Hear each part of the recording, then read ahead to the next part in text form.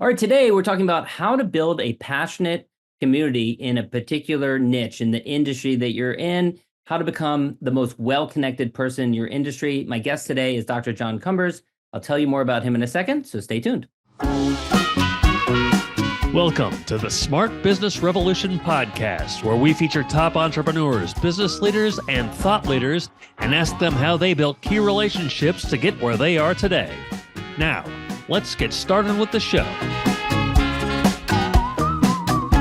All right, welcome everyone. John Corcoran here. I'm the host of this show. You know, every week I get to talk to interesting entrepreneurs, founders, CEOs of all kinds of companies. We've had Netflix, Kinko's, YPO, EO, Activation Blizzard, Lending Tree. Go check out the archives. You'll see some great episodes that we have there as well. And of course, this episode brought to you by Rise 25, where we help B2B businesses to get clients, referrals, and strategic partnerships with Done For You podcasts and content marketing. And you can learn about us at rise25.com. And my guest here today is Dr. John Cumbers. He's the founder and CEO of SynBioBeta. It is a community and a conference in the field of synthetic biology. And he is a leading figure in biotechnology innovation. And we're going to hear his story about really going from being working at NASA and deciding that he wanted to create a community and an industry for his field and putting his heart and soul into it, and how he built that to today, a community that continues to exist and to thrive. And Dr. Cumbers, John, great to have you here. I'm really excited to hear your story. But I always love to start by learning a little bit about what people were like as a kid. And you grew up outside of London, and even though you've got this robust academic background, and you worked at NASA and synthetic biology, all this kind of stuff, you actually had a pretty scrappy entrepreneurial upbringing where you were, you tell us the story. You were selling Buckeyes, we call them here in the estate, but some little toy or something like that? Yeah, I've always been an entrepreneur. I've always liked making a quick buck. And we call them conkers in the UK, horse chestnuts. And there's a game that many kids in the UK used to play, I don't know if they still play it now, where you take the conker and you'd skewer it, you put a hole through it, and then you'd thread a string through it, and then you'd tie a knot at the end of the string, and then you'd have a conker on the end of a string, and then you'd play with other kids about who could smash the other person's conker, and that was the winner. And if you beat it, you got something. I can't remember what you got. So I remember probably I was 7 or 8 years old, just sitting in the living room in front of the TV and threading these conkers. And then I'd take them in like a whole bunch, like 10 or 20 of them, and I'd sell them. Now, you couldn't sell a conker for that much. It was probably like 2p or 5p, 10p, something on the order of that magnitude in terms of cents, pennies. But I figured that I could swap them for micro machines. And micro machines were these tiny little toy cars, and the toy cars would sell for like £4 or something like that. And so I could sell like 3 or 4 conkers, or I'd swap it for a micro machine, and I could trade up to these micro machines. So that was the beginning of my entrepreneurial journey. But I'm always looking for opportunities to start a business or make money. It is just in my blood. That's funny. And did you were raised by entrepreneurs? Did you have entrepreneurs around you as a kid? Not at all. My mom was a librarian, and my dad was a technician in a high school. And I remember going to my mom and dad, this was when I was about 17 years old, and saying, I want to invest in the stock market. And they said, we can't help you. We don't know how to do that. We've never done it, and we don't know anything about it. So you're on your own. It didn't stop me investing in the stock market just in time for the dot-com boom and the dot-com crash, which was an interesting time to be investing.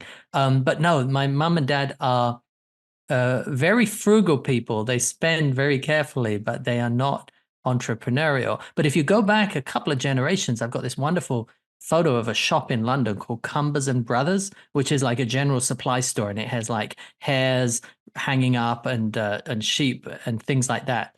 So it's definitely in my blood, the entrepreneurial gene. Oh, that's really cool to have a photo like that. That's really neat. Yeah. Well, and I know there are a few other entrepreneurial stops around the way, but before we get into that, including at 13 years old, you're working at a pub, which is not something you hear very often for here in the States. I want to hear about that. But do you recall, like when you were at this young age, did you have a feeling that you liked to be the well connected, to know a lot of people? Because I know that that is a value for you now in the industry that you're in. You like being the connected person in your industry. Do you recall that feeling as a kid? I remember watching a BBC documentary about a woman who organized parties, and the sole function for those parties was that she would connect people to other people at the party. I remember very vividly this documentary and being like, that's dumb. That's like really weird. That's like kind of awkward. Like, let's do lunch kind of yuppie Yeah. networking thing.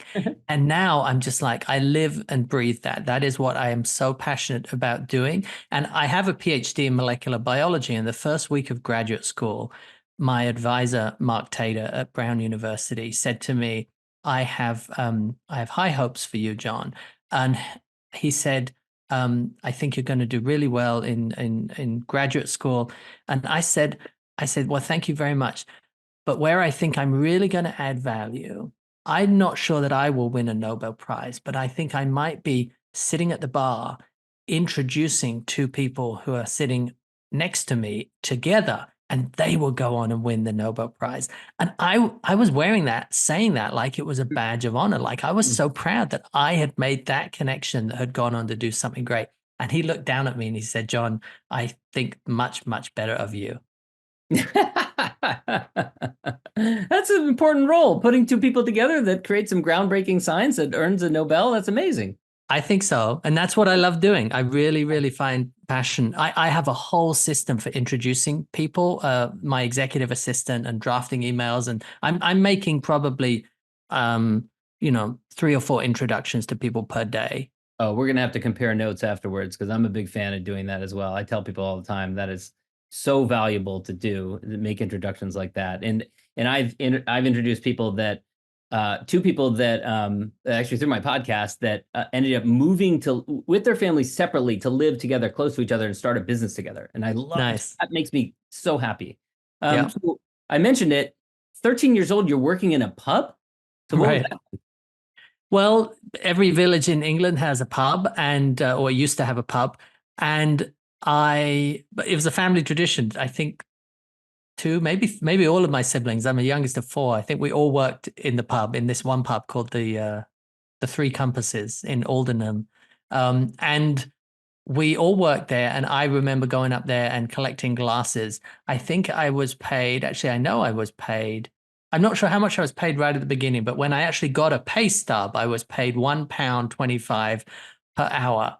And it wasn't, I think when I was 13, it was probably illegal. That's when I started doing it. But then I was only collecting glasses. I wasn't working behind the bar in the kitchen at the beginning. And then as soon as you get to, I think 16, you can work in the kitchen, you can work in the pub. So yeah, that was one of my first real jobs. And eventually you went into, and this makes total sense, NASA youth theater. You ended up doing sales and marketing for a youth theater where you felt like you really cut your entrepreneurial teeth. Yeah, the Pump House Children. Natural to then Brown, synthetic biology, NASA, total clear line right there. Well, you know what? There was definitely some substance abuse involved that kind of opened my mind to the wonders of the world, and that broadened my horizons. I started getting interested in space. I started getting interested in longevity and aging, and I started realizing, hey, there are no bounds to this brain and what it can think. And if it can think it, then you can try to do it. And I've always had that philosophy. But yes, it started with the Pump House Children and Youth Theatre in Watford, which was the town near where I grew up. And I went to the theatre and I was acting in it, singing and dancing. And I do love theatre. I love performance. And then they asked for a volunteer to run the box office. And I put my hand up and said, sure, I don't know what's involved, but I'll do it. And that's a theme throughout my life as well, just volunteering for interesting things.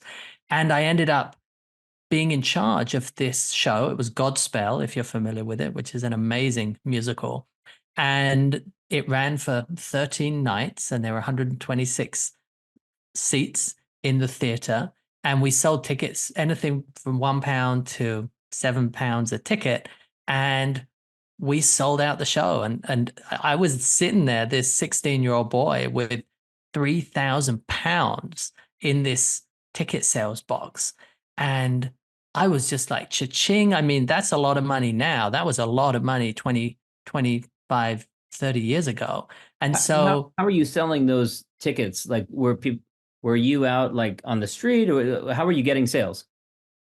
the traditional method, we got when you volunteered to do the box office, you got given an answering machine, and your home phone number For the went. young people at home, an answering machine is this device that people used to use before voicemail. Exactly. And it had a little tape on it. And every evening you had to rewind the tape to record the Yep. next set of messages that would come in. And so it was my home phone number, my mum and dad's home phone number was printed on these posters that were then put all around the town, and then the answer machine we had. And then the phone would ring, and you'd get you'd either pick it up if you're home in the evening, and somebody would say, please reserve me 4 tickets for Thursday night. And so you'd write it down on a piece of paper, you put it in an envelope, and then it would be mostly will call. So you'd go and people would pay, but they could also mail you a check. This was in the days before you could take credit card over the phone, and before you could before the internet, so there was no way to buy credit cards. And then the envelope came back stuffed with cash, and you gave them the tickets. So that was the main way that we sold them. And of course, we had, I don't know, 60 kids in the theater, and they were all incentivized and told, you got to go sell this many tickets. So it was a great leadership role for me, because I got to incentivize a sales team, and I got to hype them up and tell them how exciting it was, and tell them about the early bird, and tell them that it's selling out. So that was how I sold tickets. And then we did a bunch of stuff with PR and reaching out to schools and getting them to bring in tons of people, and then also selling sponsorships in the program. And I remember I sold, my first sponsorship was to a burger chain that was just up the street. And man, it was so difficult to get this guy to part with his £10 for the advertisement in my program. But when he parted with it, I was like, cha-ching, I think I understand. You got to talk in the language of the audience that he wants to connect with. And so that's what I did. I told him all about these hungry mouths that would be leaving the theater, walking past his restaurant. Wouldn't you like to get in front of that audience? He gave me £10 for the ad. And even now, I'm closing sponsorship deals in the hundreds of thousands of dollars. It's the same amount of effort as that first £10 that I sold. Wow. Yeah, I was going to say, I mean, that's completely applicable to what you do now, because you get sponsorships for the conference. And you also went on to work in student newspaper, student radio. The interesting thing about your background is, sure, you got background, you got a PhD in molecular biology, worked at NASA, but now you also have your conference that you do. So it's like a hybrid media company. And you'd also worked in media with a student newspaper and radio. So it's interesting how like your career trajectory makes total sense to what you do now. Yeah, it's interesting how all 3 pieces have come together. There's the networking piece, there's the science piece, and there's the media piece. And that's what we do. We run this amazing conference once a year. We've been running it now in the Bay Area. 2,000 people will be turning up at the San Jose Convention Center in 5 weeks. And it's this confab of everybody around the world who's involved in reading, writing, editing a DNA, or designing or building or testing an organism, a cell, to make a particular product. So that's it. That's what we do. That's my business. What point did you decide that you wanted to work at NASA? I think you said you wanted to go to space. I was lying on the back of a picnic table in Malaysia, where I was doing an exchange program as an undergraduate student. And I joined the astronomy club because I was fascinated by the stars. And I remember looking up at the stars and just thinking, there must be something else out there. Like, there are so many stars to look at, and the scale that we're looking at is so vast. I really want to understand why we're here. What's the meaning of life? Are we alone? And so it set me off on this journey of understanding biology, because I looked at the enormity of the universe and I thought, we're never going to get there in the time that I have available in my brief, 80 to 100 years on this planet. But what if we could live longer? And so I went back to the UK after the exchange program, and I enrolled in a master's program in bioinformatics, the combination of computer science and biology. And then after that, I did a PhD, which started off in the biology of aging and insulin signaling. And again, it was this can-do attitude, like I'm a smart guy, I can figure this out, and I'm going to work really hard at it. And that's what took me and drove me to go to Brown for my PhD. And then when I was at Brown, I thought, well, what if I study aging and longevity all my life and then I die? That would be a pretty big waste of the one life that I have. So how about I don't put all my eggs in one basket? Let's explore the space angle as well. And that's when I sent off a cold email to the head of NASA Ames in Silicon Valley and got an internship, and the rest is history. And what I'm curious, do you harbor hopes to go to space still one day?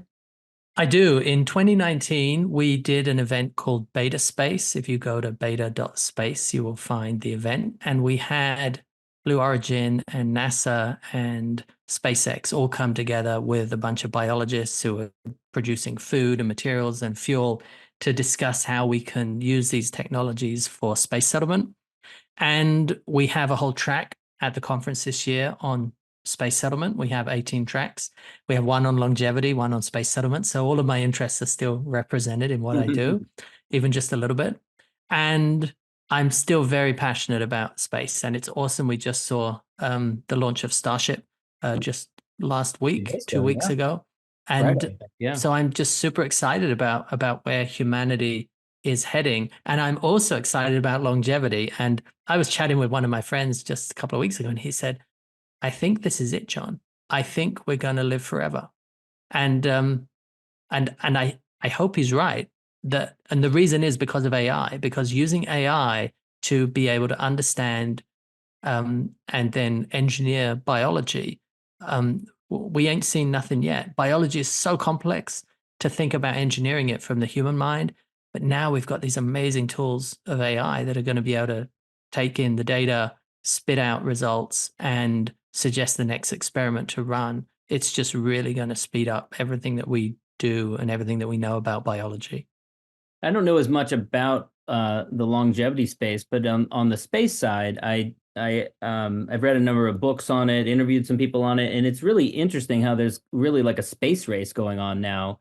And in many ways, you mentioned Blue Origin and SpaceX; they're very competitive with one another. What are your thoughts on that, the status of the space race right now, and how that is, motivating these companies to achieve more faster? I think it's great, particularly because it's happening in private industry and not in government, although a lot of the money for those companies is coming from the government. So I'm very excited about where it's going. I think it's going to be interesting what China and India does as well in space. And I think there's going to be a really interesting period where really this new frontier opens, and it's almost like history repeating itself of finding new land and new people wanting to stake their claim and go settle. It's what we've been doing for 4.6 billion years. Yeah. What point you were at NASA, I believe, when you decided, there's not a community and an event for the synthetic biology space, and I'm going to do it. I'm going to put it together. Was there something that inspired that, something that motivated you to do that?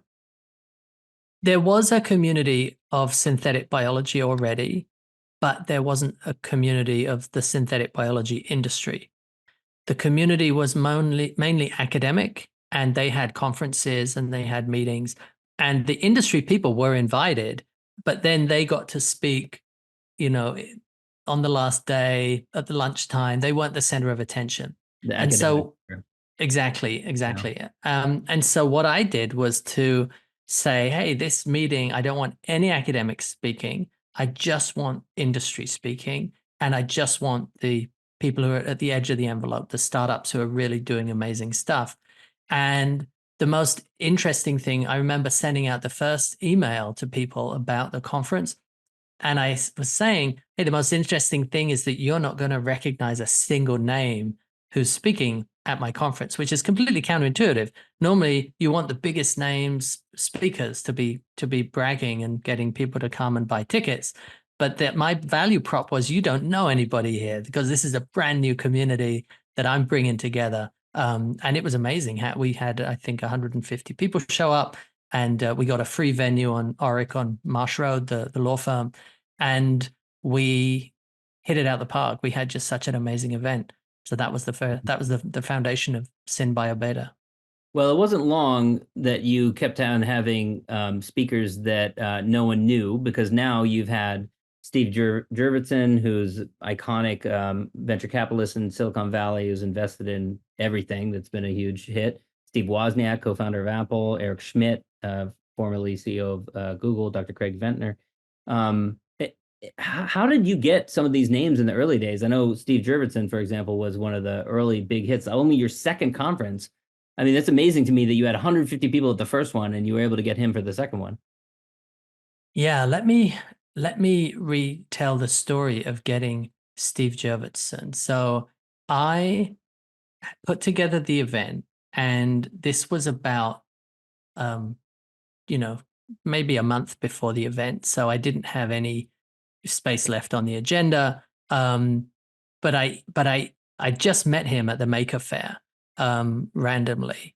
And so I told him what I was doing. I told him about the event. He said, well, drop me an email. So I dropped him an email, and I said, I'd love for you to speak and give the keynote at the conference. And he'd CC'd his assistant, and he'd replied and said, thanks, we'll take a look at it. And he CC'd his assistant. And then about 5 minutes later, my phone rang, and it was his assistant. And she said, well, Steve took a look at the agenda of your conference, and he asked me to tell you that he'd be delighted to speak. And she said, but this might throw you for a loop. I remember her specific language, because that's not a term that we would use in the UK, and I didn't really know what it meant. Yeah. She said, but he asked me to clear his agenda for the whole 2 days because he wants to actually come to the conference. Wow. So I knew that I'd made it. And actually, just yesterday, I sent him a complimentary pass to the event coming up in May. Every year, I keep, and he comes back. He hasn't been in the last couple of years, but he's definitely still tuned in and excited about it. It must have given you some legitimacy to have someone who's that well respected in the Valley speaking. It did. And he's very well respected in our industry. He's invested in a company called Genomatica, which makes bio-based nylon. He invested in a DNA synthesis company called Gen9. He invested in Craig Venter's company. So he was putting his money where his mouth was as well. So he was just a big deal. Now, you mentioned still is. Ventner, he sequenced the genome, was kind of famous for that. I don't remember I ever talked with him, but when I was working in the Clinton White House, I was covering NASA as a topic when I was working in presidential letters and messages, and I remember writing about it. And I remember it being really exciting at the time. You got to know him when you were at NASA, and a huge name by that point. How did you strategically get to know him? It's a good question. And it's another interesting story, because this is how I've got to know all of the VIP speakers, which is there's a trail of breadcrumbs to get to these unobtainable VIPs that you don't know. Well, you've got to go through a ton of people that you do know that get you closer to that VIP. And it takes years. Like George Church is a very big name in the field of genomics and biotechnology. He's a professor at Harvard. He's founded many, many companies. And I invited him 4 years in a row before he finally accepted on the 5th. And it's really important just to keep at it, come back with a different angle, a different request, a different person that you're going to pair them with for the fireside chat. And just, be persistent, because people are like, what, this poor guy has been asking me to speak at his conference for 4 years now. Yeah. Maybe I will give it a finally shot. say yes, because he's asked me 5 times. Yeah. Exactly.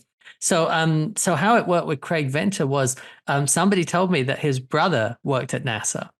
And so I knocked on his door. I went and introduced myself to Craig Venter's brother, who's the polar opposite of Craig Venter. Craig is very big and bold and out there. And Yeah. Keith Venter, his brother, is very, very quiet and reserved, super great guy, and doing some really interesting things at NASA. So I worked my way to get to know Keith Venter, and I got to know what Craig was excited about. I knew that he was excited about flying. I knew that he was excited about wine. And so then when I kind of teed up this workshop for him to speak at, which was a very exciting workshop, and the video is online. You can look at it. If you Google Craig Venter NASA talk, you can find it. It was all about using synthetic biology using DNA as a digital code for sending into space and then settling the solar system. So really, really cool stuff. But when the invite then went out, it was, hi Craig. I've been speaking with. I'm a graduate student at NASA, and I'm organizing a workshop on terraforming and using DNA as a digital signal for space exploration. And I've been speaking with your brother Keith about how passionate you are about these topics, and I wanted to see if we could invite you to be the guest of honor at our workshop on November 23rd or whenever it was. And then I added in, I couldn't do anything about wine because we were at the government, but I could do, and I've checked with the flight controller, and if you want to fly your plane in, we will be able to let you come into the airport at Moffett Field. So Moffett Field is for those who don't know, it's I believe it's still a NASA facility, right? It's an airstrip in the Bay Area, but most private pilots can't get into it, right? Exactly. Yeah. I can't remember the details of who owns it now, whether it's the Air Force or whether it's Google or whether it's NASA. It's kind of a shared runway. But I said, we'll roll out the red carpet and you can fly right in, and it'll be super efficient on your time. And he replied back, very short, sweet. Yes. That's a cool perk. I'm in. Exactly. That's cool. But that's the thing. Everybody who you want to invite to speak at a conference, it's all about status. You got to just lay down how important they are, why you want them to speak, who the audience is that they're going to be able to connect with. Just treat them like the royalty that they are. That's why you want them to come to your event. And what was it like having Steve Wozniak, of course, iconic, co-founder of Apple? Steve was great as well. He was very engaged in the SynBioBeta conference. He said, he wants to come back. If I was doing it all again, I'd pick biology instead of technology. And he was talking about the homebrew computer club that he founded with I think he was a founder of it with Steve Jobs. And he was just very, very passionate. I mean, Wozniak is just a geek. And this happened at the 2019 event. And then really interestingly, then COVID happened in 2020, and he thought that he was one of the first patients to get COVID. And so we worked on a project to get his blood sequenced and see whether we could trace back getting when he got COVID. And then he came on, he Zoom bombed one of my Zooms during the pandemic and just said he was thanking all of the people who were developing antibodies for COVID. So Steve Wozniak is just a really great guy. And also his wife, Janet, is fantastic as well. How funny that must have been. You're doing a Zoom with everyone and you see in the waiting room, Steve Wozniak or Woz or whatever. That's funny. It was awesome. That one's on YouTube as well. If you Google Steve Wozniak Zoom bombing, you'll find it. That's funny. That's funny. Also, you mentioned the pandemic happens, and every conference out there, depending on the timing, it was chaotic. I mean, there were conference companies that folded after 2020 after they had to refund massive amounts of money. What was that experience like for you? We dodged a bullet because COVID was in January or February, March, and our conference wasn't until October. Oh, and so we do one big event a year. It's responsible for 90% of our revenue. And so we really dodged a bullet with the timing. Everybody, got settled. We did a digital event. Only one of our sponsors, maybe two of our sponsors pulled out. Everybody else kept their sponsorship. We delivered an amazing digital event, lots of leads, lots of connections, lots of content. And we had the most profitable year ever because we didn't have any travel. We didn't have any food bill. We didn't have any AV bill. And and we got to keep going. Now, interestingly, our conference, as I said, is coming up in about 45 days, and I just reviewed our pandemic plan because I'm like, right now's the risky part. If a pandemic comes right now, we're screwed. We will go bankrupt.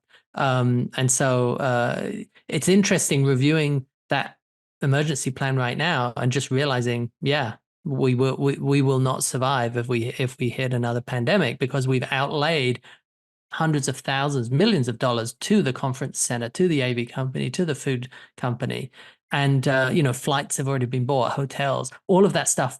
It's not coming back if there's a pandemic. So that was definitely the low point, the most stressful time, waking up in the middle of the night and being like, what the hell? I mean, many people went through this, right, with their businesses. I'm sure you did as well. Everybody was like, what on earth am I going to do? Yeah, so many companies. So that's interesting, though, that do you think that your industry is just of a nature that there isn't any way around it, and there's nothing you can do, like make the tickets non-refundable, make the sponsorships non-refundable, even in the case of some natural disaster or a pandemic? Um, That's true. Yeah, we don't have that in our contracts right now. We were part of this review this week, was looking at our contracts.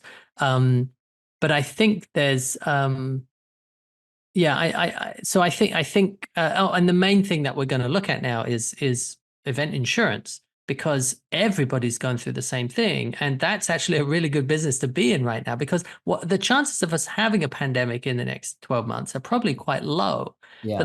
But everybody will want to buy pandemic insurance, so it's probably a good business to be in. Yeah, definitely. Yeah, and then were there any deliberate choices you made? Like some conference companies have shifted their model, or they went away from one event, made smaller events, or created an online membership model or something like that. Any changes that you made after 2020? We tried to do the online membership model, didn't quite work very well. We did a bunch of online events. They were okay, but kind of sucked.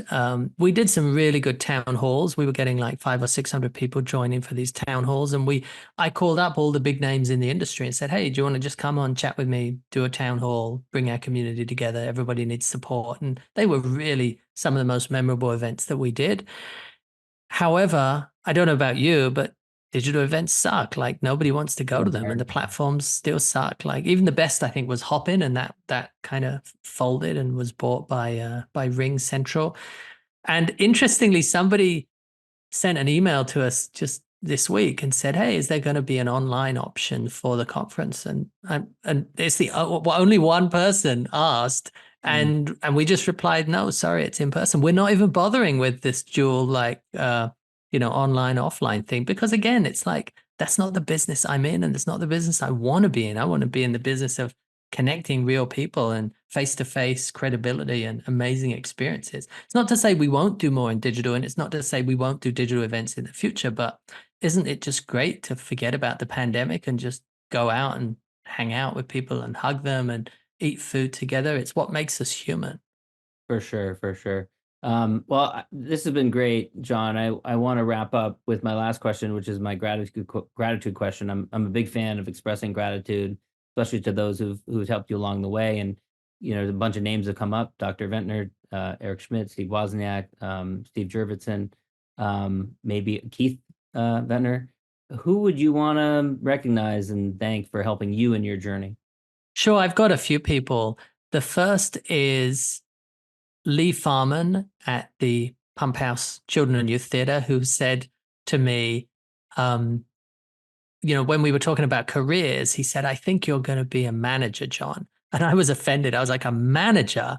Like, what on earth does a manager do? But he saw in me, a lot of opportunity. The second was my high school teacher, Mrs. Wojtek. She's from Poland. And she wrote in my book, we were each given a little pocket dictionary when we graduated elementary school. And it said, she wrote in the back of it, I think I still have it, it said, keep asking those questions. And it's something that I still say to my kids every day, which is just keep asking those questions, just stay curious. And I'd also like to thank Rob Reed, who wrote the book After On. He's a musician. He has a podcast himself. And he came to SynBioBeta, and I asked him for many years ago, 10 years ago, and I asked him for some advice. And he said, well, throw the best parties that you can do. Ask everybody to announce their big announcements at your event so that it becomes this point in time when everybody wants to come and announce things. And he said, and then if you've got competitors and people try to go to their other conferences, make them realize that they've gone to the wrong party and make them feel really bad about it. So those are three things that we do. And the last person is Wendy Lawton, who was the head of PR at Brown University. And I remember trying to get publicity for our genetic engineering competition team at the university and trying to get the press interested in what we do. And she gave me this piece of advice. She said, well, John, it's like a peanut butter and chocolate sandwich. Peanut butter on its own is delicious, and chocolate on its own is delicious. But if you put peanut butter and chocolate together, you get something amazing that nobody else can dream of. And so I've lived and breathed that for everything that I do in terms of PR and publicity and content at the conference. This year we have Steve Wolfram, who's doing a fireside chat with Steve Quake. Steve Quake's the head of science at the Chan Zuckerberg BioHub. Steve Wolfram, the founder of Wolfram Alpha and Mathematica. So again, it's this computer guy with this bio guy, mix them all together. We have Vinod Khosla speaking this year with one of the companies in his portfolio on longevity. And we have Paul Stamets, who's the mushroom king, the psychedelics guy. He's speaking with Martine Rothblatt, who's an entrepreneur. She founded Sirius Satellite Radio. She founded United Therapeutics, which is building these, making these pig organs humanized so that you can use them for transplants. So again, it's just like these amazing people with amazing stories. But then I'm just the impresario. I just bring them together and have them do amazing things on the stage. So Wendy Lawton taught me that. You do it incredibly well. John, where can people go to learn more about you, connect with you, learn more about SynBioBeta? They can go to synbiobeta.com, SynBiobeta, and from there you'll find a link to our weekly newsletter, and from there you'll find a link to the conference that's coming up in May. Excellent, John. Thanks so much. Thanks for having me, John. Really enjoyed it. Thanks for listening to the Smart Business Revolution podcast. We'll see you again next time, and be sure to click subscribe to get future episodes.